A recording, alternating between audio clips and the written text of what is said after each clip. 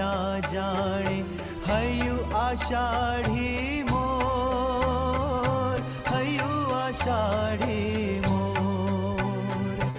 कांकरे कांकरे कांकरे कांकरे सिद्धारंता लड़ी लड़ी लागू पाय। ऊंचा ऊंचा ऊंचा ऊंचा शत्रुंजयना शिखरो सुहाय। ऊंचा ऊंचा शत्रुंजयना शिखरो सुहाय।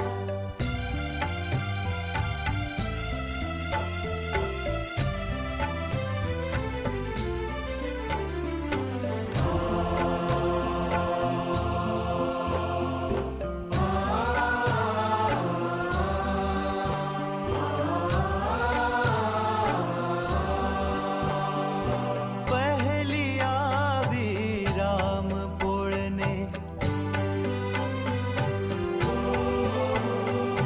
पहली आवी राम पुरने, त्रिजी वाघण पोळ, त्रिजी वाघण पोळ।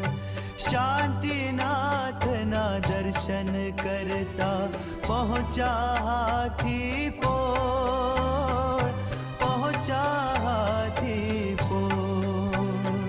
सामे मारा, सामे मारा दादा केरा दरबार देखाय।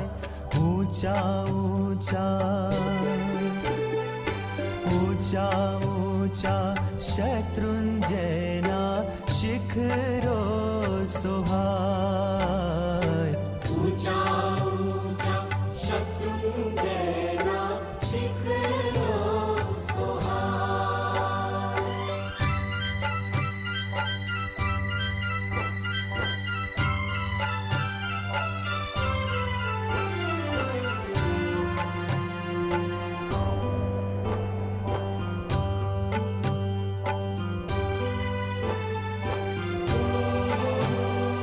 क्षमा भावे ओंकार पदनो,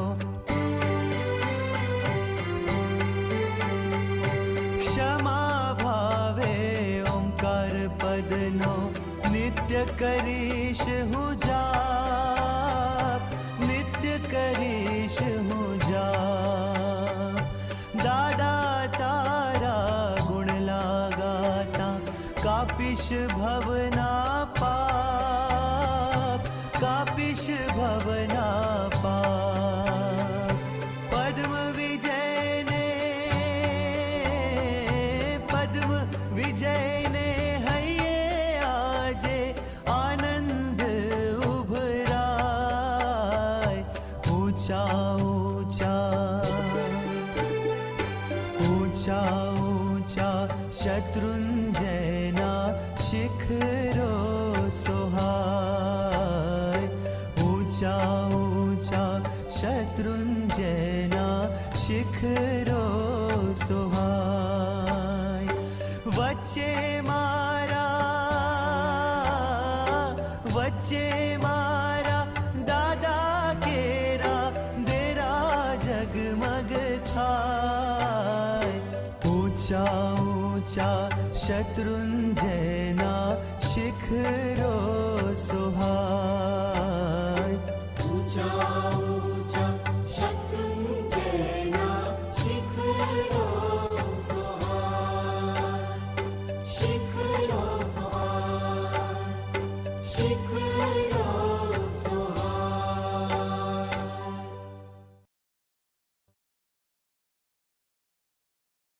Jai Jinendra, everyone. Thanks a lot for joining this session on 10 myths about Jain Dharma. I have the pleasure of welcoming Anish Visaria from New Jersey, who is going to co-present along with me. And I'm glad that a bunch of you have joined us already. Okay, we will get right into the content. And Anish, if I can request you to project your screen. So the format is very simple. We have 10, actually 11 questions. And the way we'll run it is for each question, we have four options. Three of them are incorrect myths, and one of them is the truth or what has been prescribed by our scriptures. And jointly, we want to decipher the truth and also figure out why certain myths exist. So that's going to be the format, question by question, four options. We will do a quick poll where everyone will select what they think is the true answer, and we'll have some explanation, etc. Now, before we start, Anish, if you can go to the next page. So we want to be very humble and accept that everything in this document is based only on our limited understanding and in the spirit of learning together. I'm sure we might have missed a few details. So जिन आज्ञा विरुद्ध कोई पण बोलाયું या ભણાયું હોય તો મિચ્છામી ડુક્કડમ. And let's take it in the spirit of learning in case there are any mistakes. Okay, so with that, let me open up with our first myth or the first top. Okay, sorry, just very quickly. So this is going to be the set of questions or set of topics that we'll be discussing on. A few of them are on diet, and a few of them on philosophy or practices, and then a couple on geography. And we'll try to keep pace and cover all. Uh, so let's dive right in. So the first one is on root vegetables. And over here, the question is Jain Dharam discourages kandmul or root vegetable consumption because. And now you will see a pop-up of a survey on all your screens. Just give me 1 second. For some reason, I can't see this option. Anish, are you able to see the survey option? Yeah, let me launch that poll. Myth. Okay. Okay, great. Yeah, so I can see.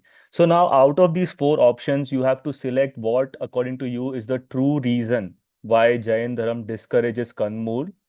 There will be three incorrect reasons and one right reason. So as you see, option A is it kills insects and earthworms while harvesting. Option B is harvesting Kanmul kills the whole plant. C is Kanmul have infinite life inside them. And D is root vegetables are considered tamasic. So we'll give it maybe 5 more seconds.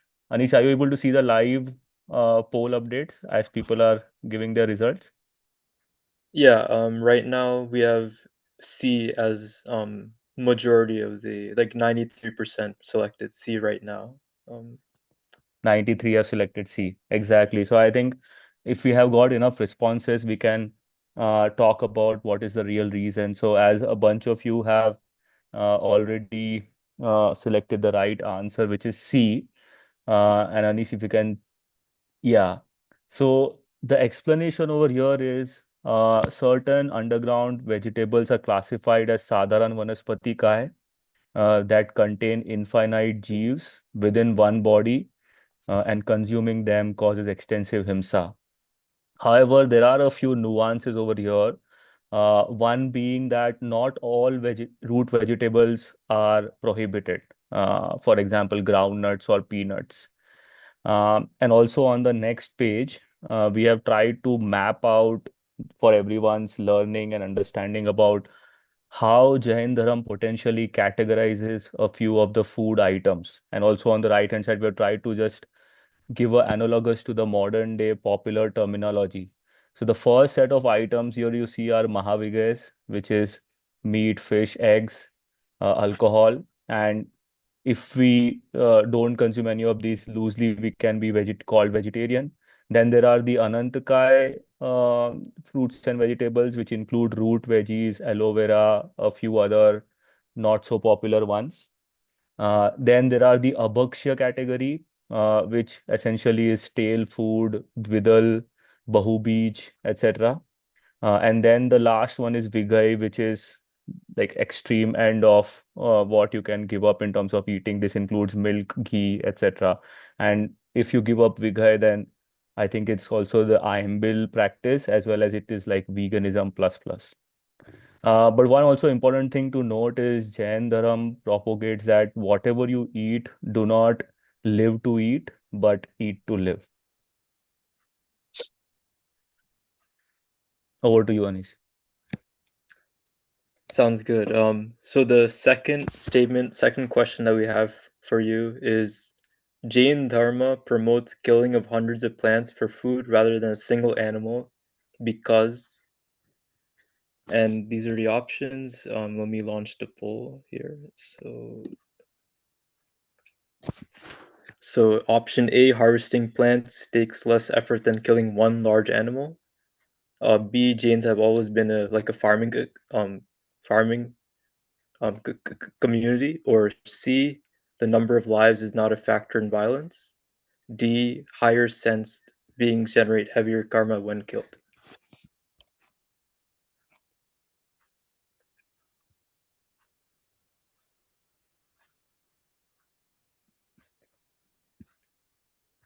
And Anish, if you are able to project your full screen, maybe we can see the Zoom results also, the poll results, because on my side, I'm not able to see them right now. Yeah, I think currently I'm only sharing the presentation slide. So yeah, as of right now, option D has 88%, so 15 people have selected option D. We'll give it 5 more seconds.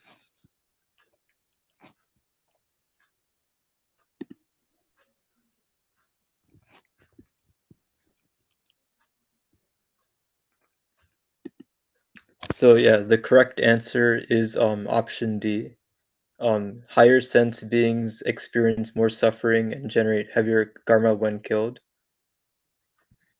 And the explanation for this is Jain Dharma promotes that the intention and the nature of the action is the most important thing. And you need to have intentional nonviolence.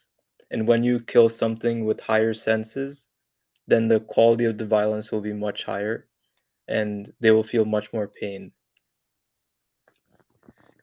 And also some nuances is that the argument that killing one large animal is better than harming many plants um, is based on a utilitarian logic which Jainism does not accept in totality.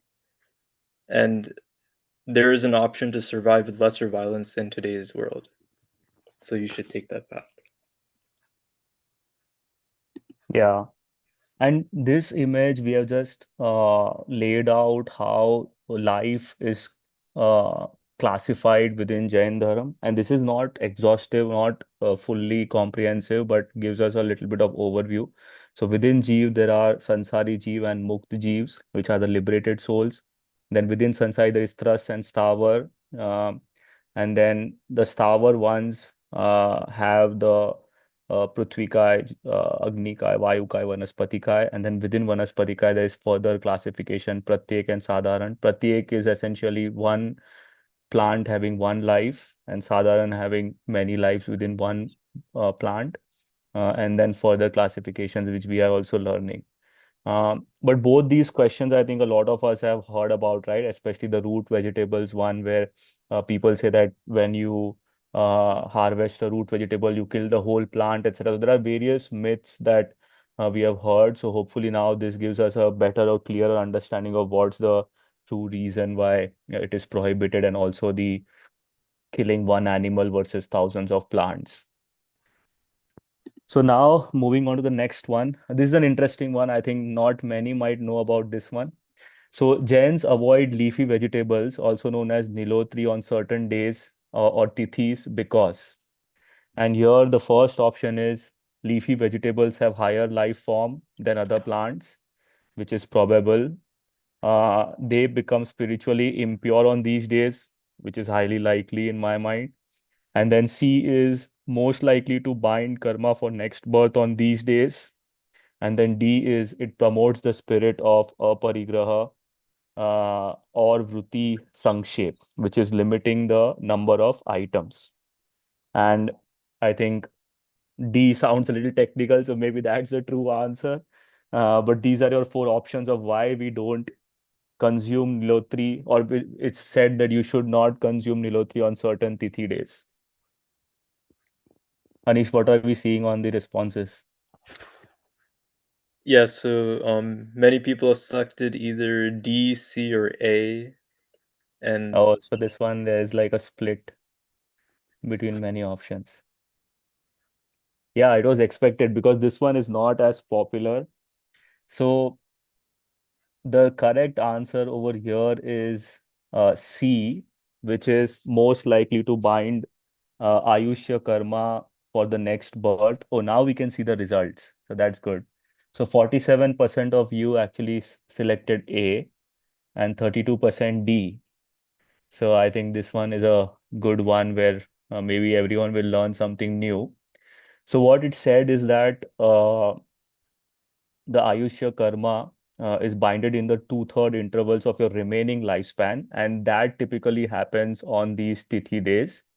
And the intensity or the kashai is higher during these days, which is why we need to be more careful about consumption and any violence that we are creating or the nuance on this one is that typically these days fall on Pancham, Atham, and Chaudas of the Sudh half, and also Atham and Chaudas of the Vad half, and a few, not a few, I don't know about this, but maybe all the Kalyanaks of Tirthankar Bhagwan.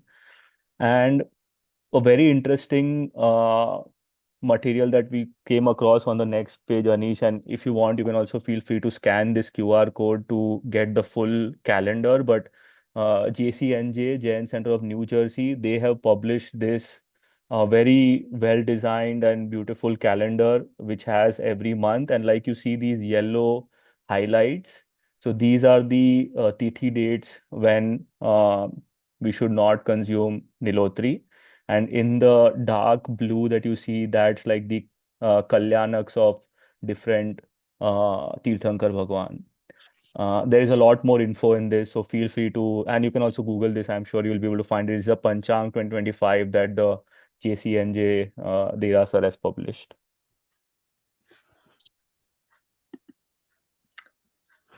okay, moving on to number 4.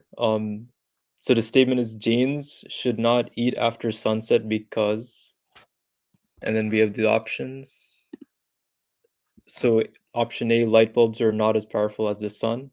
Option B, microscopic organisms grow on food at night. Option C, it was a traditional practice that is now outdated.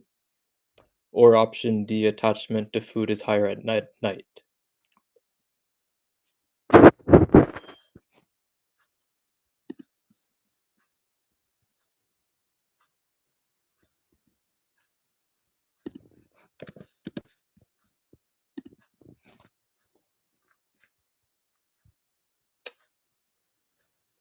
So I think majority have voted.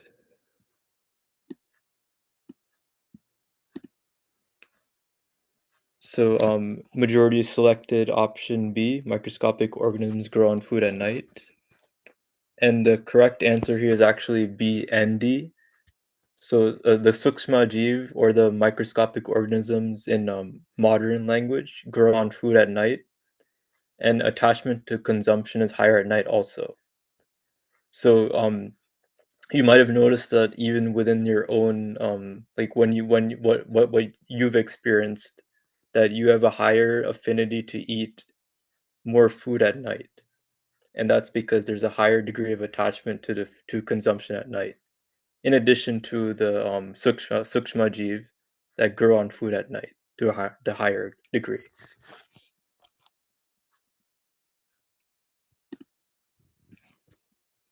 Okay, so now the fifth one, and this is the last one for the diet section.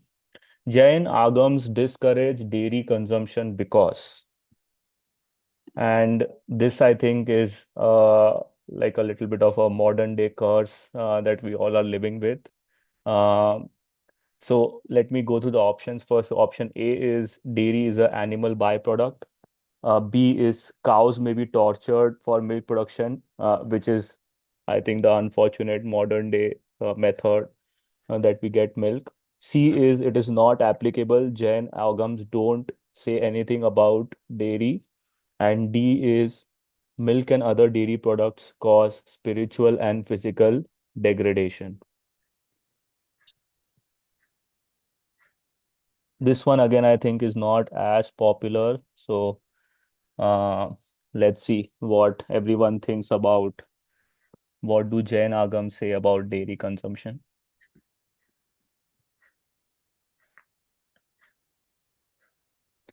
Okay, Anish, do we have enough responses? Yeah, so yeah, 88, 90% have voted. Okay, And great. so I can share the result here. So Oh, wow. This is a proper distribution chart. So there is enough people who have selected each option.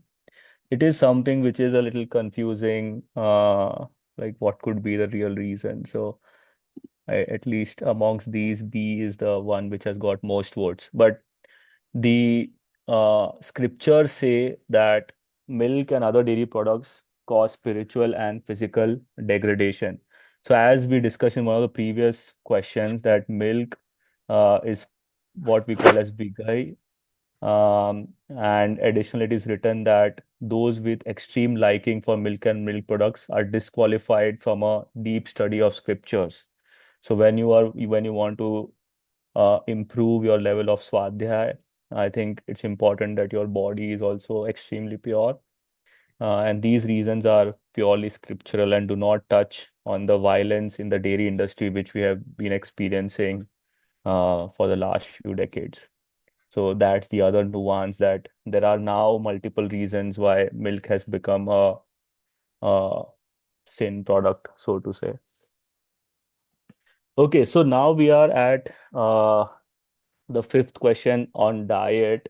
And before switching over to philosophy or practices, any inputs, any comments from anyone?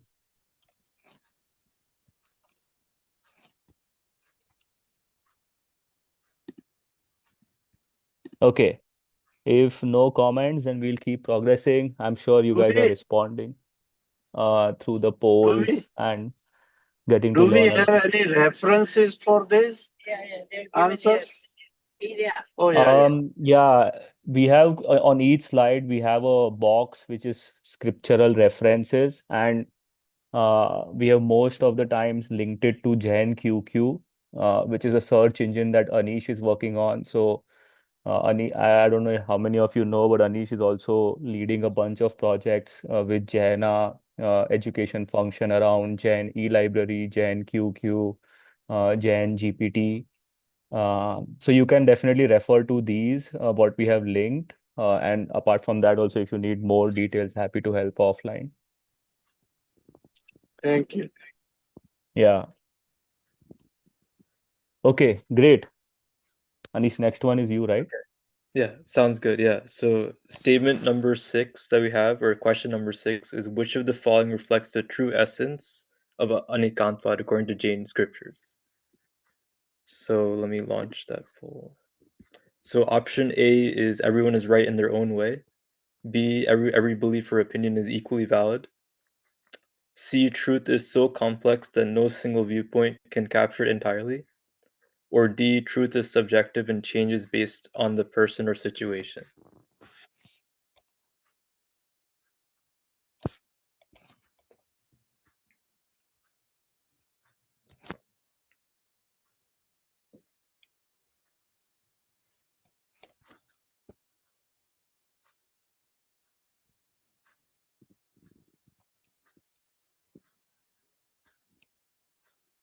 I think this one is also one of those where there are a lot of misconceptions of what actually an Ekantwad is. So it'll be interesting to see the results of this poll. Yeah, it seems like many people are thinking about it because Yeah, just maybe they want to read the options a second yeah. time.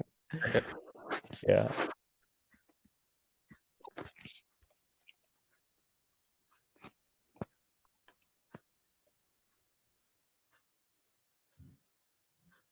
Yeah, and we deliberately also we actually worked on this question and the options more particularly a little bit because a lot of these is what we have heard and we think about an Ekantvad. So it's good to know that you're taking some time to read it carefully. Okay, so we have C as the most popular option, but there were a few people that selected the other options also. So the correct answer is C. Truth is so complex that no single viewpoint can capture it entirely. And the Jain Agams explain that reality has infinite aspects. Obviously, only a Kevali can see everything at once, but we would only see one part at a time. But that does not mean that everyone is right, or it just means that all viewpoints are valid in their own way. And then we have a reference to the Nais in the Tattvartha Sutra, and these are basically the 7 standpoints. So every single situation can be analyzed in 7 viewpoints, and they're listed here. Yeah, and another thing I would like to highlight is the option A over here as well, right? That everyone is right in their own way. I think that's not the right interpretation of Anekanvad, which is what a lot of people believe that, say, like to take a very crude example, I want to eat after sunset and someone else doesn't want to eat after sunset. So we try to think about it as everyone has their own view and to each their own. But uh, that's not what Anekantvad said. It just says that truth is one, however, it's so huge and large that one single viewpoint cannot explain it completely. That doesn't mean that there are multiple truths. That's a good way to understand about Anekantvad. Okay, great, great. We are good on time. We are moving fast. We are a little less than half past. So maybe we will take some more time on each one because we have some good time. So now this one is also an important one where we heard a lot of things about idol worship. So Jains perform idol worship because, and to remind you guys, right, one of them is the true reason, the other are myths. So you need to select which is the true reason according to you. And option A says that Tirthankars are gods who are to be worshipped, which is very natural. We all have seen Tirthankars. One of the Tirthankars has the Mool Nayak in every Derasar. And then B is it is a ritual adopted from Sanatan Dharam or Hindu Dharam. And then C is it helps in fulfilling certain specific desires and asks, um, which is why Jains perform idol worship. And then D is it symbolizes the virtues of the liberated soul. So, what do you think is the reason why Jains perform idol worship?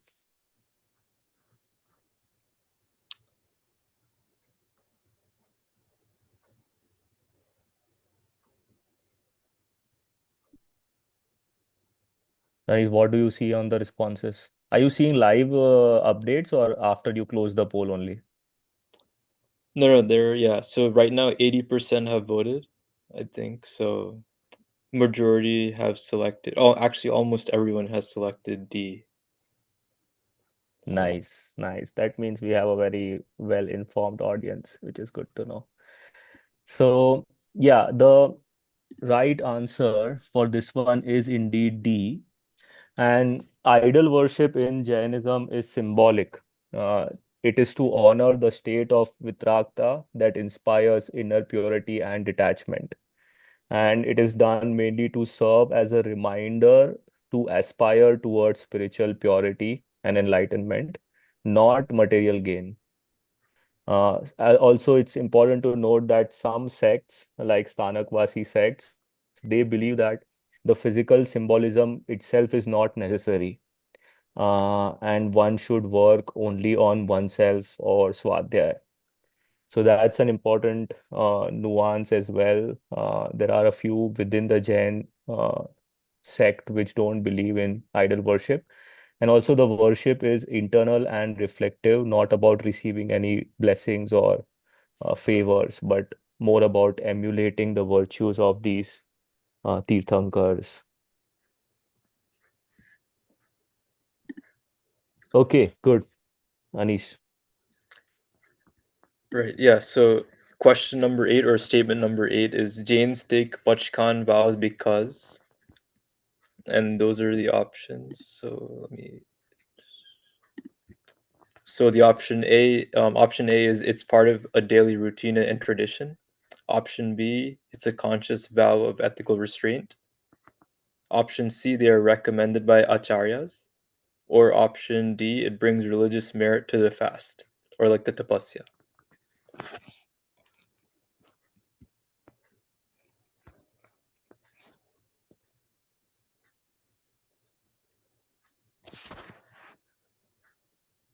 So 60% have voted so far.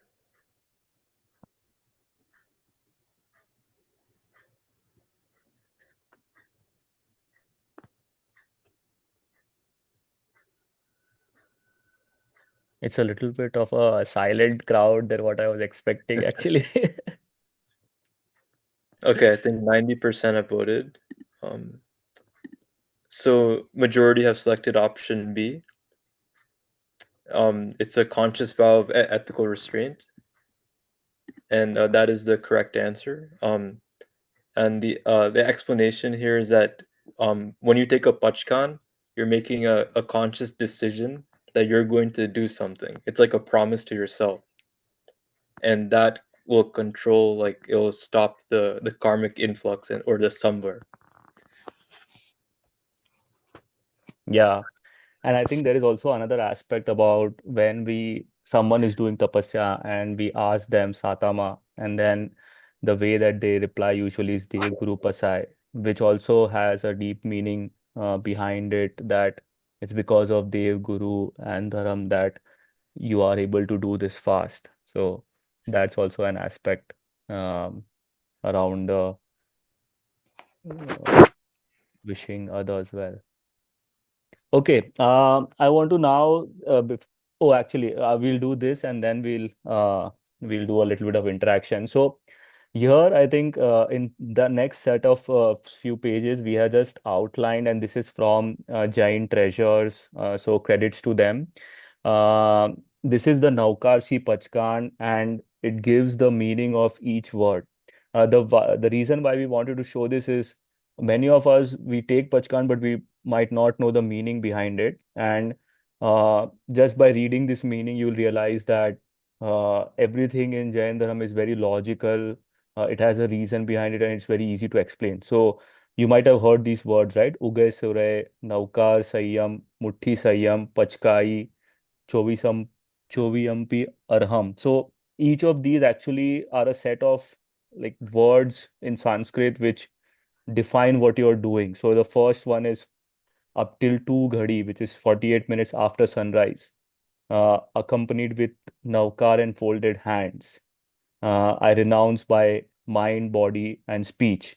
And then the next page over here is even more interesting because the next set of words actually describe what are you doing, which is ashnam, which is you're giving up these foods or herbs. Panam, which is water. Kaimam, which is food that is chewed. Saimam, which is food that is tasted. Anatha Bhoganam, which is including all other items not mentioned or consumed due to forgetfulness. So these set of words, like we all have taken pachkans, but once I actually read these, then it makes more sense. Okay, like what exactly are you reciting?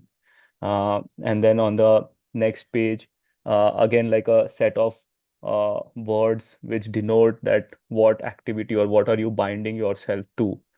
So very interesting. We also just read this while preparing for this document, and it's great to understand how so much like each word has a specific meaning, and you can very well understand what you are trying to do or what it's prescribing. It's not like just glorifying someone or some god, etc. It's all about yourself. Okay, so let me ask that before you go to the next one, how many of you have so far got all correct without any mistakes, or one mistake, two mistake? If you can put in the chat how many mistakes you have made so far, and not even mistakes, it's just like you selected the other option. Uh, okay, Dipesh is only one off. Ankita has three. Can you please share for the links like the Pachkan type? Yeah. So Rajiv, this is just like some basic Google search we did. Not, I'm at 50%. Oh, nice. So yeah, I think some of these sessions, the intention is exactly that, right? And we also didn't know a lot about any of these when we started putting this together. So Anish and I also learned a lot. Oh, Kanchan and Kirti are at one. Oh, Kanchan, we got you at the Anekantavad question. I know that was a tough one. We purposely kept the options a little ambiguous. I may have Yeah. all wrong because I'm not that familiar with all the Jainism things that much, but that's okay. Yeah, yeah, absolutely, absolutely. Yeah. This is for learning together. Oh, Bhavani has an excuse. Next time we don't need co-host then. We need more participants. Wait, what about Dhaval, Charvi, Hema, Jyoti? Are you guys following along? Or if anyone wants to also add like anything more that they know about what we have discussed so far, would be happy to learn from you guys any anecdotes. Yeah, two, three wrong, two wrong. Ram uncle has disappeared. I think he was there in the beginning. Sapna, Sanjay. Okay, good, good.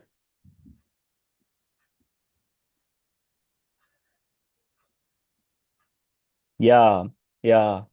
We like what Bhavini mentions in the chat, right? That this slide, and Anish and I was also discussing this yesterday, that we also want to conduct such more sessions or initiatives where we create some of these visuals or content which makes it easy to understand.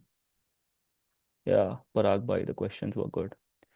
Okay, good, good. So yeah, yeah. This is already being streamed on YouTube live, and you'll be able to see that on our KOJAIN YouTube channel forever. And if you want this specific Google document that we are projecting, then you can ping Anish or me, we can share it with you. Okay, now we have a few more. So one is on, oh, again, this one is very interesting. I love to know how many of you get this one right. So, as per the concept of God in Abrahamic religions, which of the following does Jain Dharma say? Option A is all 24 Tirthankars are gods, which is very logical, I feel, because they are the ones who we pray to. B, there is no God. C, all Aryans and Siddha Atmas are God. Again, this also sounds very logical because it's not just the Tirthankars, but many more souls who have got liberation. And then D, which says that Devlok has gods, which is like what we usually also say, right? Like Indra Dev, uh, and yeah, all the Devloks and people residing there. So, what do you think, as per the concept of God in Abraham? And that's important, right? We are taking the concept of God, or we are comparing this to the concept of God in Abrahamic religion. So, please keep that in mind. And if you don't know Abrahamic religions, we will talk about that in a minute. Uh, but let's see, Anish, do we have enough responses? We have 70% so far. Okay, It's so going we'll up. give 5 more seconds. Yeah, yeah. And this also helps us understand like how Jain philosophy or Jain darshan is different to some of the other philosophies and what now we call as modern day religions. Um, Amazing. So this is split in the middle almost. 50% say there is no God, and 41% say all Arihant and Siddhatmas are God. Quite interesting. Neelu Jain says, not sure about what Abrahamic is. No, great. So the correct answer indeed is option B, Bombay, which is there is no God. So for those who don't know what Abrahamic religions is, if you can go to the next one, Anish, first. So on the left hand side, these are the three main Abrahamic religions, Islam, Judaism, and Christianity.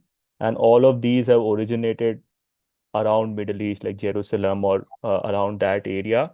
And what each of these believe is that God is omnipotent, which is all powerful, omniscient, which is God knows everything. God is the one who is controlling everything or watching over you or judging you.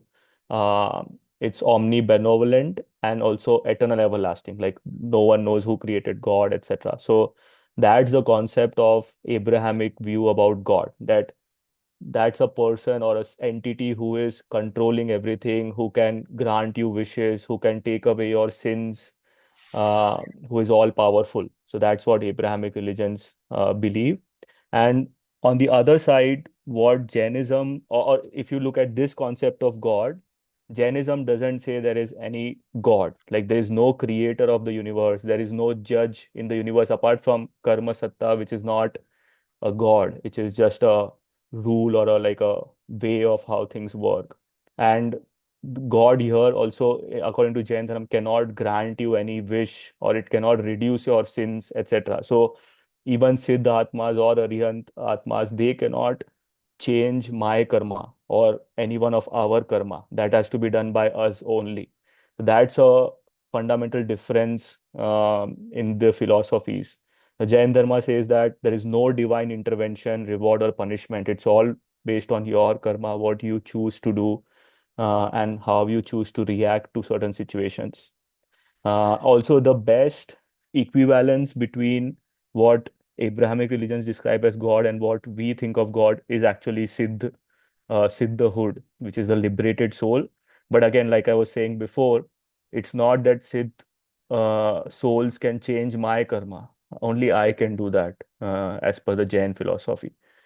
So that's hopefully something that we all now are able to uh, visualize or think about in our head when we think about Islam or Christianity or Judaism, which are the Abrahamic uh, philosophies, and then Jain Dharma, which is part of the Sanatan philosophy.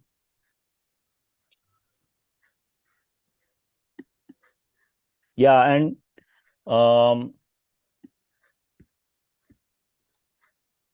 yeah, another interesting thing just to for letting you everyone know is, and this is also my limited understanding, might not be 100% accurate.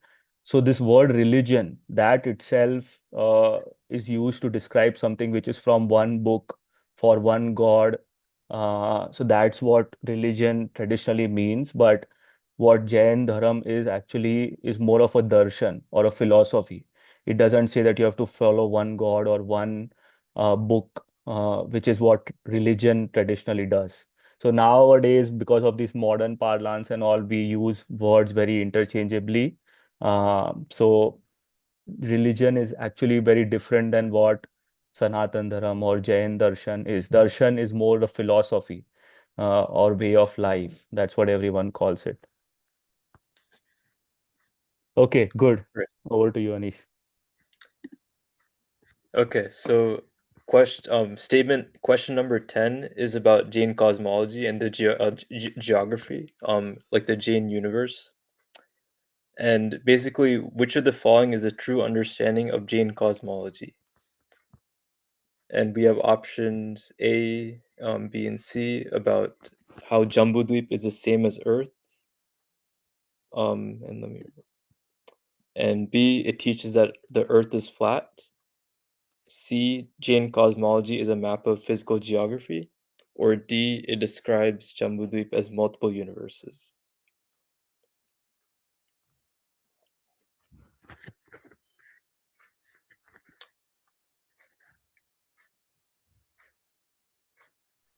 This is also one of the big myths, and once we'll explain the answer, it will be even more clear. But a lot of people think that Jain Dharam says that Earth is flat.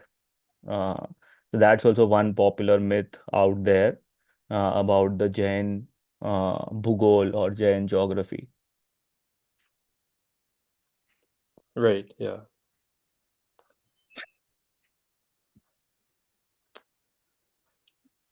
So I think 70% have voted. I think people are still thinking.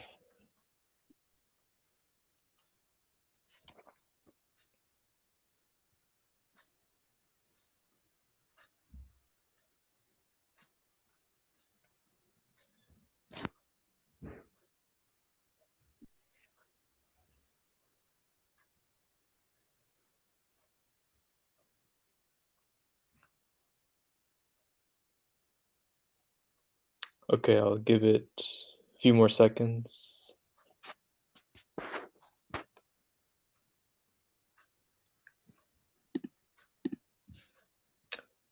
So, majority have selected option D. It describes Jambudvip as multiple universes.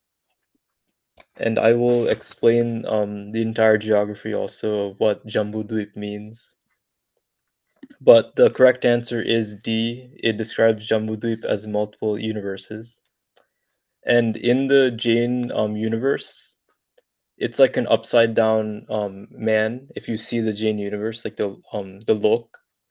So obviously the on the top, the Udya Lok is heaven. I can maybe pull up a diagram of the Jain universe.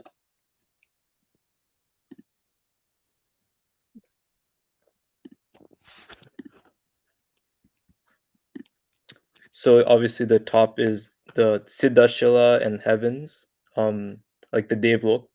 And then the middle part is where the cross section is, and then in the middle there's an island called Jambudvip, and that's where many humans live.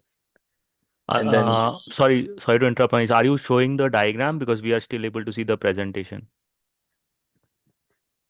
oh, okay, sorry. I think my I think the presentation is I'm only sharing one tab. Oh, I, you can't share. Wait, let me bring it up if you want.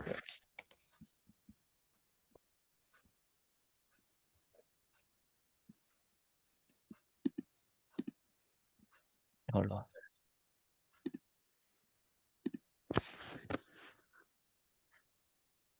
on. Maybe which one should I go for? This one? yeah, anyone, yeah. So Anyone? Okay. Yeah. Let's see.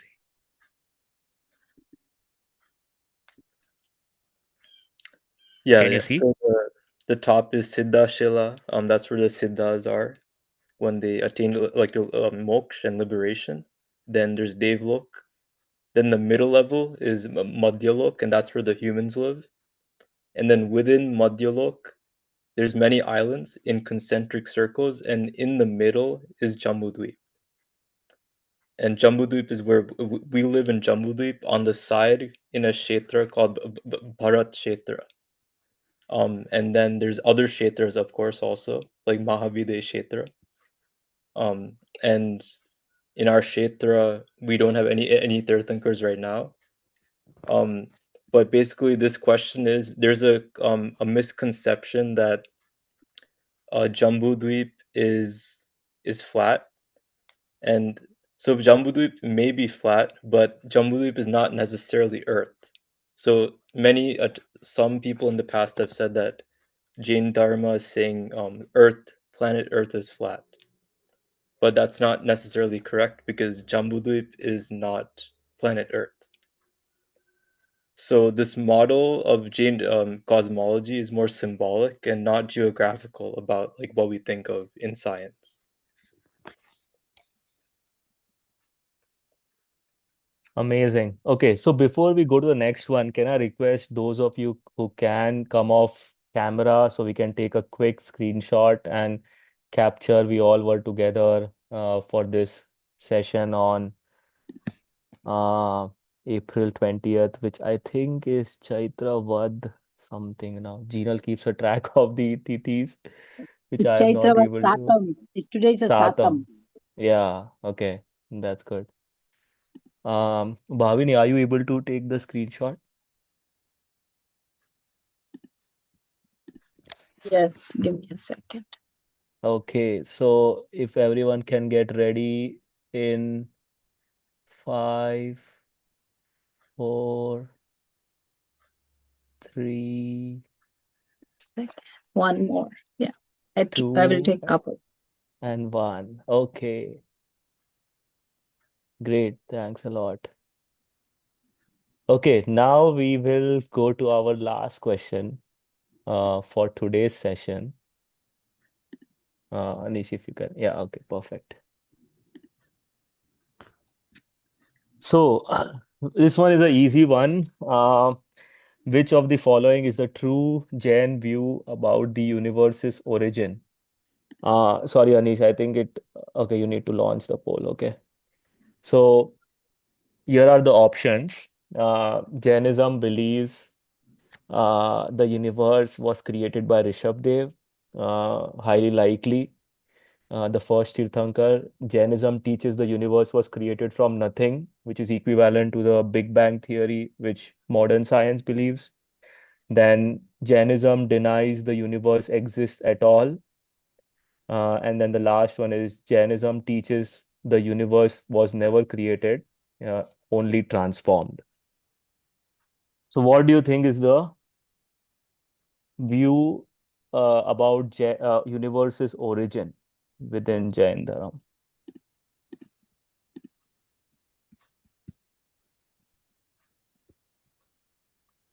So option B is what Big Bang theory also says, uh, that there was a Big Bang and universe was created from nothing.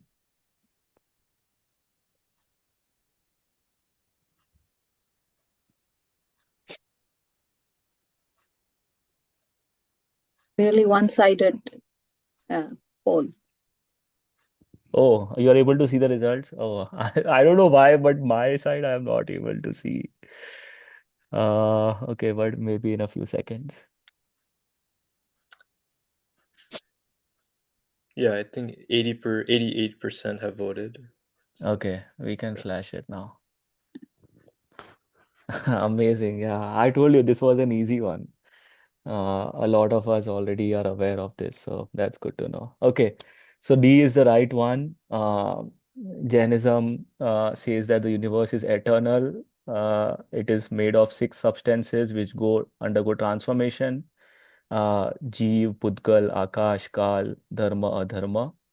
And also, I think all of us know, right? There are these aras which we have, and there is like 6 aras. 3 of them are Avsar, Pini, Kal, and then, sorry, maybe I'm not getting the word right, but 3 of them is where things progress towards good, and then 3 of them are where things decline towards worse, and then there is a reset. And right now, if I'm not mistaken, we are in the 5th ara. So we are in the downward trajectory, which is also called Kali Yuga in a popular way. And then after the Chatta Ara, there will again be a reset and a new set of Tirthankar Bhagwan will then establish the Jin Sasana. And there are a lot of interesting things. I'm sure some of you know that uh, Ravan, which is the Ram Ravan, like the villain Ravan, he is said that he will be one of the Tirthankars in the next uh Chovisi, right? yeah, Next next Chovisi, yeah. And then Chovisi. also, and Krishna will also be in the next Chovisi. So Yeah, exactly. Great. And for those of you joined late, Anish, do you want to do a quick intro since this is the first time that you are joining us as a speaker? Or I don't want to put you on a spot as well. But yeah, I mean, hi, So basically, I'm from Jersey, New Jersey, and um, I mean I grew up going to Pathshala, and I've also worked on many Jain projects on the side, such as Jain GPT and a Jain Quantum. And I'm pretty new to the KOJAIN group, but um, I'm happy to be here and presenting like all these topics to you guys. Yeah. Anish is kind of a true gem that we have somehow discovered now, and he does a lot of work on the knowledge side in Jaina. So great to have you, Anish, and thanks a lot for helping out. And we look forward to more sessions with you. So I have a question for Anish. I'm not sure if that's okay to ask. Yeah, go ahead, Neelam. Uh, so Anish, what prompted you or what inspired you to do the Jain GPT? And I think my second follow-up question would be, what's your intent or outcome that you wish to achieve as a result of this? Yeah, so Jain GPT was mainly a continuity project from Jain Quantum. I don't know if you know the Jain E library.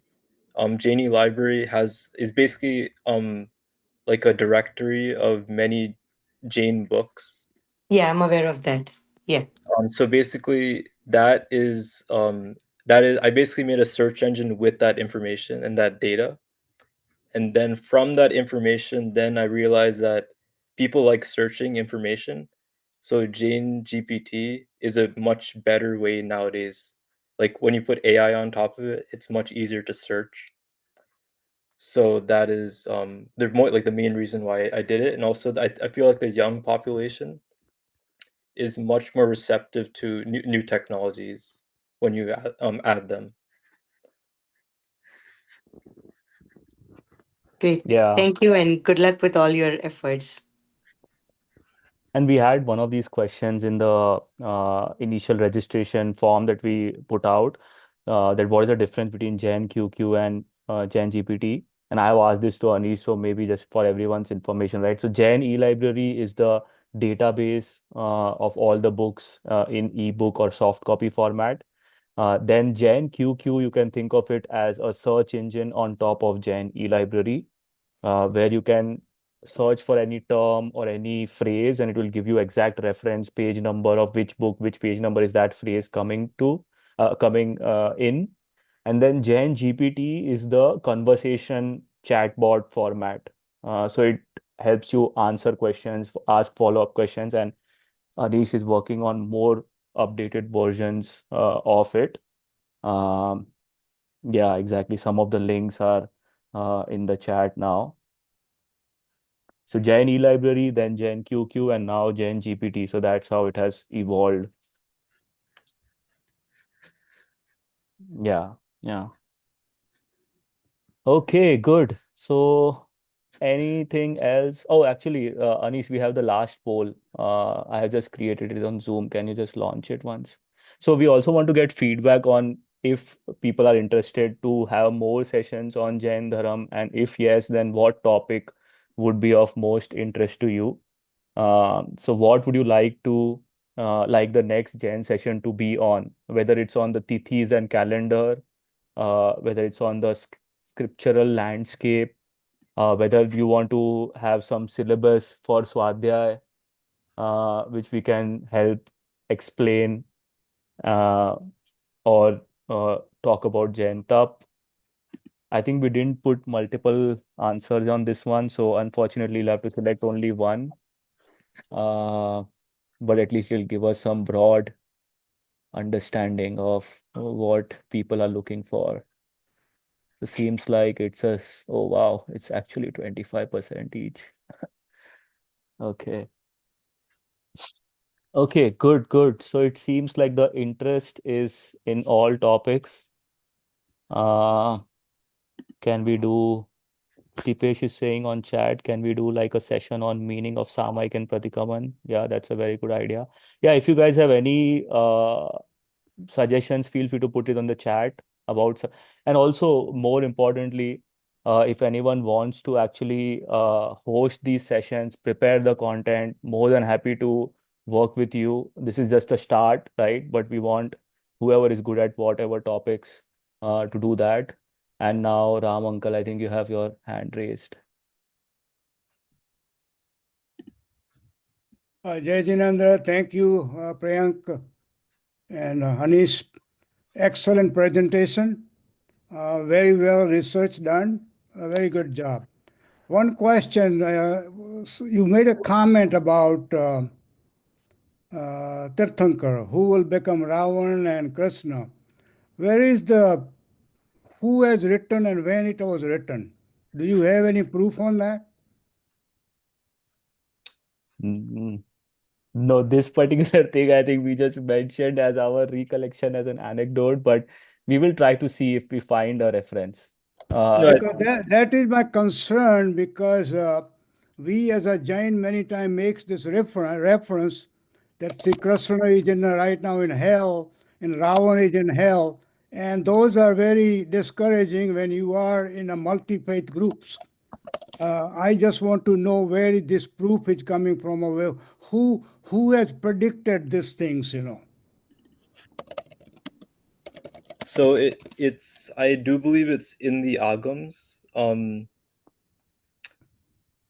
exact page number. Oh, right here, actually, I found it. So I can share my screen here.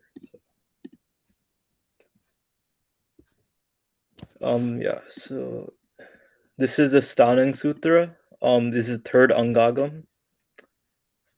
And I believe it says segment of future Tirthankars. So Vasudev Krishna right here. Baldev Ram. That is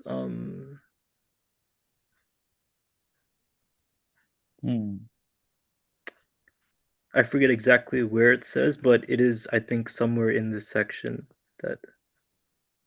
According to our definitions of Tirthankar, there are many Kevalis, according to Jainism. Keval Gnan, many people have that. We don't know the records or anything. But the Tirthankar is a special thing is because they establish the fourfold religion. And then they get so-called, they call Tirthankar, So the question is in which Chovisi, all these people are going to become Tirthankar. Yeah, maybe we'll have to research a little more offline on that. But good catch, Uncle. Out of everything that we spoke about, these were a few sentences that we just added. But it turns out that those are myths. So, or maybe not. We'll feel see. No, those are not Uh, missed because most of the time these remarks are made, or whatever you presented, it came out really nicely from the books or scriptures or so on and so forth. But yeah, sometimes we have to be very careful what statement we are making and where we are making. yeah, Anish, yeah. I think Anish, you pulled out that page. It says Vasudev Krishna.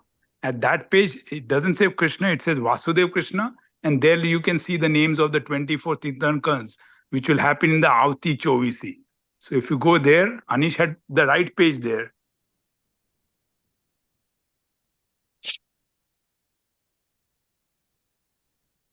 Oh, it was the same page, right? Futures Tirthankars. It was the same No, you page had, which you got. yeah, you Yeah, had it was searched for there. the word Krishna. Yeah, just say Vasudev. It says Vasudev Krishna. The first page which you brought up, right, on the Agam page which you showed, Anish.